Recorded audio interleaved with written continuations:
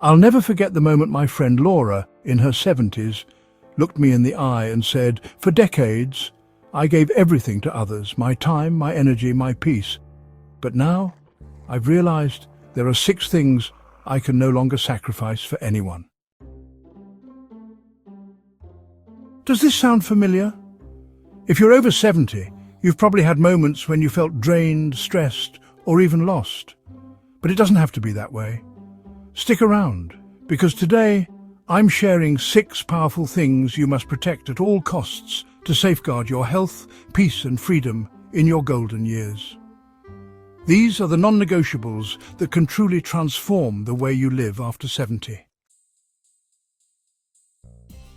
Welcome to Better Aging Advice. I'm Lewis. For over a decade, I've been helping people over 70 navigate the challenges of aging, from staying active to maintaining mental clarity and emotional balance. My mission is simple: to provide you with real, actionable advice that helps you thrive in your later years. Today we're diving into 6 crucial things you must protect to maintain your health, peace and freedom.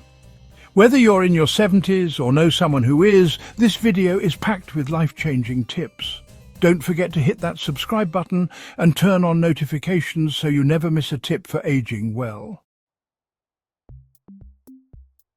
Thing number 1, protect your health. It's not selfish, it's necessary. As we age, it's easy to fall into the habit of putting everyone else's needs ahead of our own. But here's the truth. If you don't protect your health, you won't have the energy to care for others. Take Susan, for example. She spent her days helping her children, volunteering at church, and always saying yes to every request. But over time, the constant stress and lack of sleep began to wear her down.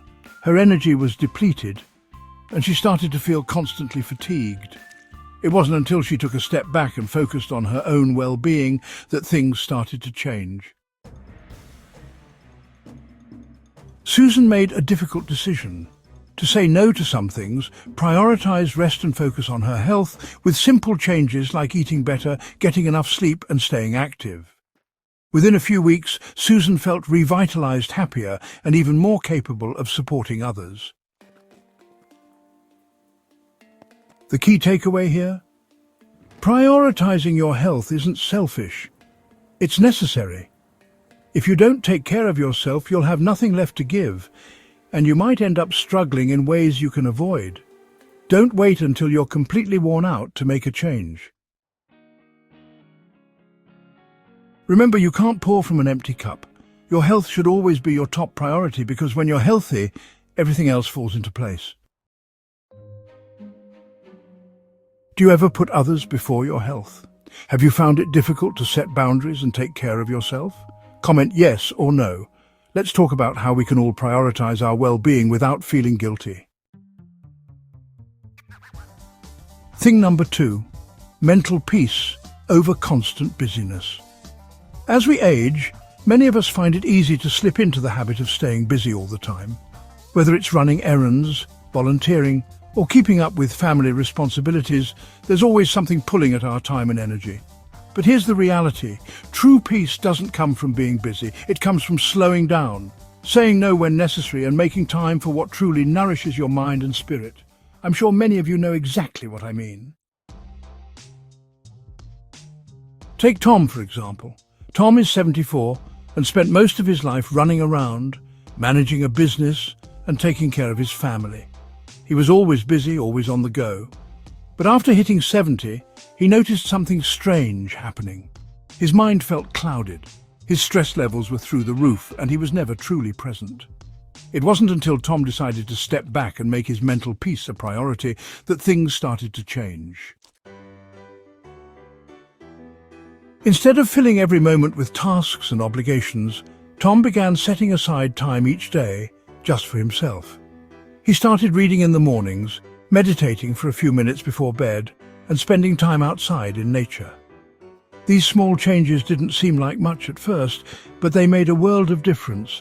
Tom found that by giving himself permission to slow down, he felt calmer, more focused, and more content.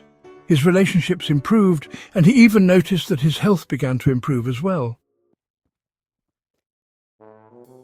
The takeaway here is powerful. You don't have to keep up with the constant busyness that can drain you. In fact, it's the opposite. Finding mental peace comes from slowing down, saying no to unnecessary stress, and taking time to nurture your inner self. Prioritizing your mental peace isn't a luxury, it's a necessity, especially as we age. So, what can you do today to reclaim some of that mental peace? Maybe it's reading a book, going for a quiet walk, or practicing deep breathing.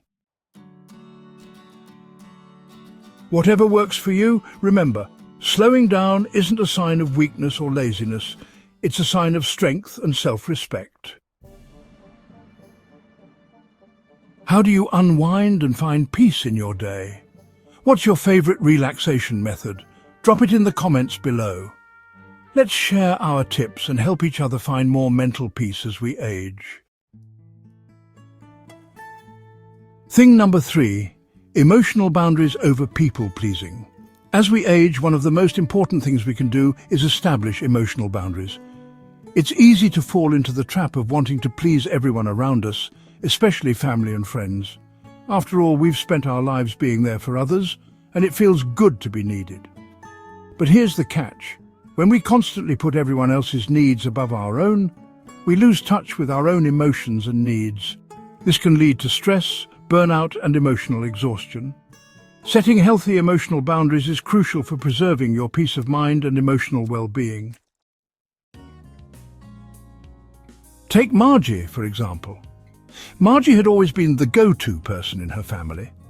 Whenever anyone had a problem, they would turn to her for advice or help. At first, Margie didn't mind. She felt needed and important, but over time, it started to take a toll on her. She found herself overwhelmed by other people's emotional baggage and constantly stressed about not being able to fix everything. It wasn't until she finally realized she was sacrificing her own peace that things began to change.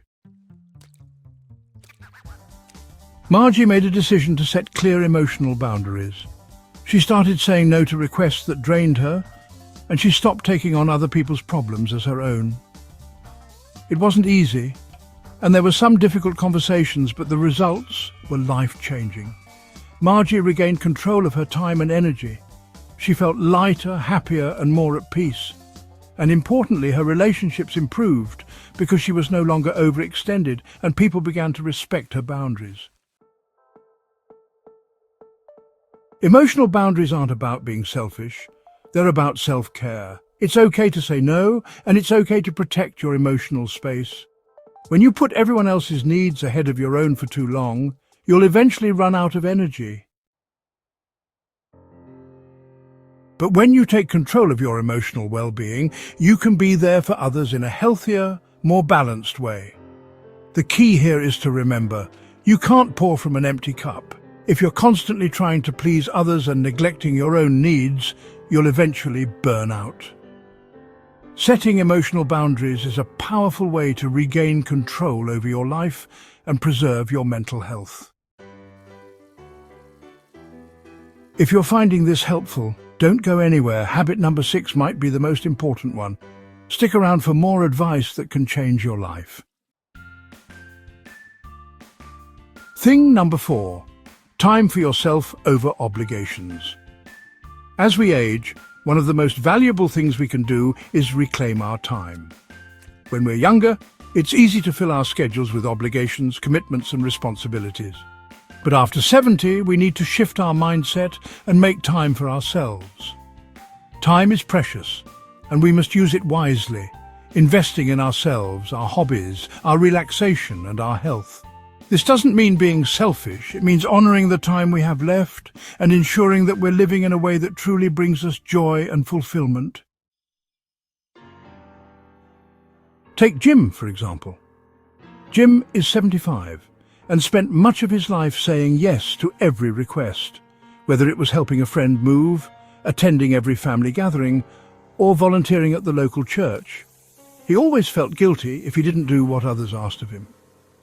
But over time, Jim realized that he was constantly exhausted and had little time left for the things he enjoyed. His hobbies, like painting and gardening, took a back seat, and his relaxation time was non-existent. One day, Jim decided he needed to make a change. He started saying no to certain requests without guilt and began carving out time for his personal interests. He made his favorite activities a priority, whether it was spending a few hours painting in the afternoon or taking long walks in nature. Jim also made sure to schedule regular moments of relaxation to recharge his mental batteries. The results were incredible. Not only did he feel more energized, but he also found greater happiness in the simple moments. Jim told me, "It's amazing what happens when you finally start investing time in yourself. I feel more alive than ever." The lesson here is clear. After 70, your time becomes even more precious. It's easy to get caught up in fulfilling others' needs, but in the process, we can lose touch with what truly makes us happy. By making time for yourself, you create space for relaxation, creativity, and personal growth. You deserve to do what fills you up, whether that's enjoying a quiet moment or diving into an old passion. Remember, you don't have to say yes to every obligation. Prioritize yourself and your well-being, because when you invest in yourself, you bring more energy and joy to everything you do. Thing number 5, autonomy over dependent relationships. As we age, one of the most vital things we can protect is our independence. It's easy to slip into situations where we rely too heavily on others, or where others become overly dependent on us. But maintaining autonomy is crucial for our emotional well-being, sense of self-worth, and overall peace of mind. Without it, we risk feeling trapped, resentful, or helpless. The key is to find a balance, getting the help we need without losing control over our lives. Take Linda, for example. Linda is 80 years old, and for years, she cared for her husband who had health issues. At first, she didn't mind, it felt good to be needed, but over time the caregiving responsibilities started to take a toll on Linda. She began feeling like she had no space for herself, constantly running around trying to meet her husband's needs while neglecting her own. The strain left her physically and emotionally drained. She knew she needed a change, but wasn't sure how to regain her independence without abandoning her husband. Linda eventually realized that she didn't have to do it all by herself. She reached out for support, getting professional help with some of the caregiving tasks, like transportation and meal preparation. This gave her the time and energy she needed to focus on her own health, hobbies, and rest. By asking for help, Linda didn't lose her role as a caregiver. She simply regained her autonomy and peace of mind. She started taking walks in the afternoon, visiting friends, and pursuing activities she had put off for years. Linda told me, "Once I found a balance, I felt like I could breathe again. I wasn't constantly giving everything away." The lesson here is clear. Autonomy doesn't mean doing everything alone. It's about maintaining control over your life and making sure you still have room for yourself. As we age, we can sometimes find ourselves in dependent relationships, whether it's caring for someone else or being overly dependent on others. It's essential to recognize when you need to ask for help, set boundaries, and protect your independence. Maintaining autonomy doesn't just give you more freedom, it also improves your mental health, your relationships, and your sense of purpose. You deserve to live life on your own terms, and that includes having the space to take care of yourself. Thing number 6, positive relationships over toxic connections. As we age, the importance of surrounding ourselves with positive, uplifting people becomes clearer than ever. Quality relationships have a profound impact on our happiness, health, and overall well-being. But toxic relationships? They can do the exact opposite. They drain our energy, increase stress, and even affect our physical health. It's essential to protect ourselves from those connections that no longer serve us, and to focus on nurturing relationships that bring joy, support, and positivity into our lives. Take Frank, for example. Frank had a long-time friendship with someone who was constantly negative. Every conversation left him feeling exhausted, and over time, he noticed that this friendship was impacting his mental health. Frank was always there to listen and offer advice, but his friend never seemed to change. And the negativity started to take a toll on Frank's own energy and outlook on life. It wasn't just the constant complaints, it was the emotional drain that came with it. Frank realized that he needed to make a tough decision. He had to let go of that toxic connection in order to preserve his own peace. At first it was hard for Frank. He had invested so many years in this friendship, and letting go felt like a betrayal. But once he took the step to distance himself, something incredible happened. Frank found himself surrounded by more positive, like-minded individuals who lifted him up instead of dragging him down. He reconnected with family members who supported him, joined new social groups, and even made time to nurture old friendships that were genuinely positive. Frank told me it was the hardest decision I ever made, but it was the best thing for my health. I feel so much lighter and more optimistic now. The lesson here is simple but powerful. Positive relationships are vital to our health, both mentally and physically. As we age, it's crucial to identify the relationships that are enriching our lives and those that are holding us back. Toxic connections, whether they're with family, friends, or colleagues, can significantly affect our well-being. But once you let go of those draining relationships and surround yourself with people who bring positivity and support, your entire outlook on life changes for the better. Remember, it's not about the quantity of relationships, it's about the quality. Make sure you're investing your time and energy in people who lift you up, encourage you, and help you grow.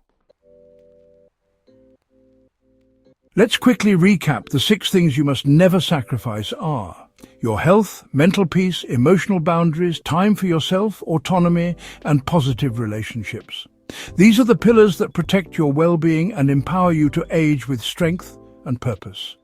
Without them, it's easy to lose sight of what truly matters. These non-negotiables will keep you grounded and allow you to live your life on your own terms, with peace, health, and freedom. Remember, your health and peace aren't just important, they're essential.